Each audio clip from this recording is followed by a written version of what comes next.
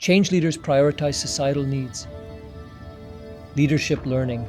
On 5th December 1933, the United States ratified the 21st Amendment to its Constitution, repealing the 18th Amendment and ending Prohibition. This marked the conclusion of a 13-year national experiment in banning the manufacture, sale, and transportation of alcoholic beverages. The repeal was achieved when Utah became the 36th state to ratify the amendment, providing the required three-quarters majority. Prohibition had been introduced in 1920, driven by the temperance movement's moral ambition to reshape social behavior.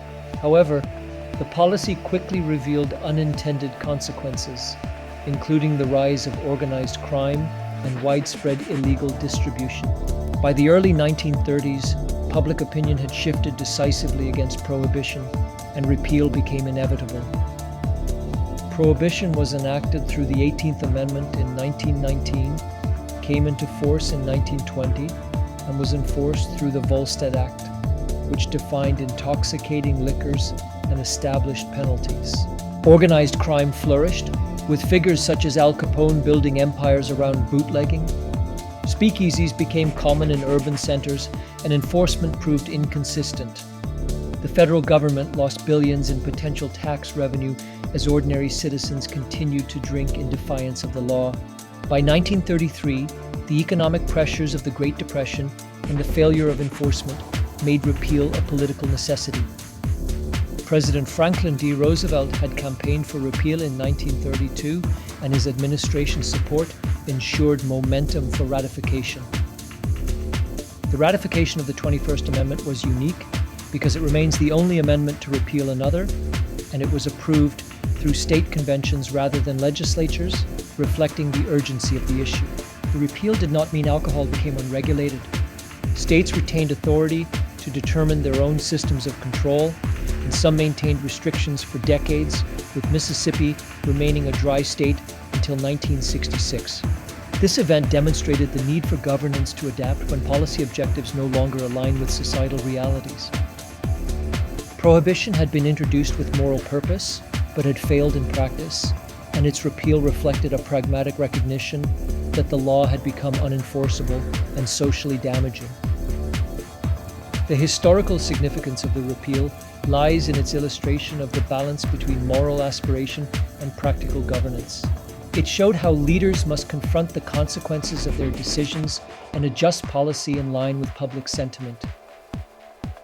The repeal of prohibition helped restore public trust, stabilized revenue streams, and reduced the influence of organized crime. It also underscored the need for adaptive leadership during times of crisis. In today's context, the lesson is that policies must be continually evaluated against outcomes, and leaders must intervene when the gap between intention and reality becomes too wide. Change leadership lessons. Prohibition's rise and repeal illustrate how leaders must respond when societal realities diverge from policy intentions. Leaders of change must recognize when established policies are wrong and fail, intervening decisively to restore trust and align governance with reality. They must listen carefully to society, acknowledge shifts in opinion, and adjust direction to maintain legitimacy and credibility. Change leaders must account for financial consequences, ensuring decisions do not undermine long-term economic stability or weaken institutional resilience.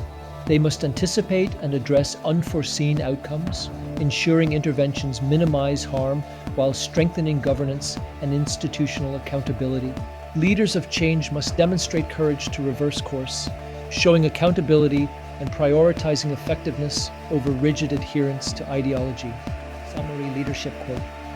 Change leadership demands courage to intervene, recognizing economic reality and failure, restoring trust, and aligning governance with reality and societal needs. Application. Change leadership responsibility. 3. Intervene to ensure sustainable change. The repeal of prohibition demonstrates how leaders must intervene when well-intended strategies create outcomes that undermine organizational or societal stability.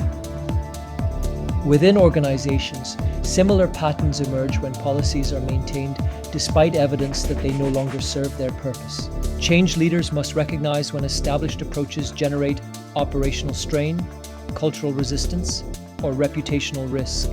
Intervening early means examining the assumptions underpinning policy decisions, assessing whether governance structures support intended outcomes, and ensuring accountability mechanisms are strong enough to manage emerging risks.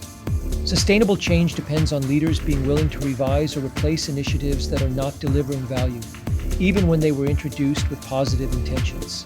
When organizational leaders intervene decisively, they shift organizational thinking from defensive justification to proactive adaptation, strengthening trust and enabling long-term resilience. Leadership of change, final thoughts. AI continues to accelerate organizational transformation, making adaptive and accountable leadership more important than ever. The lessons from Prohibition remind us that policies and practices must evolve when evidence shows they no longer meet societal or organizational needs.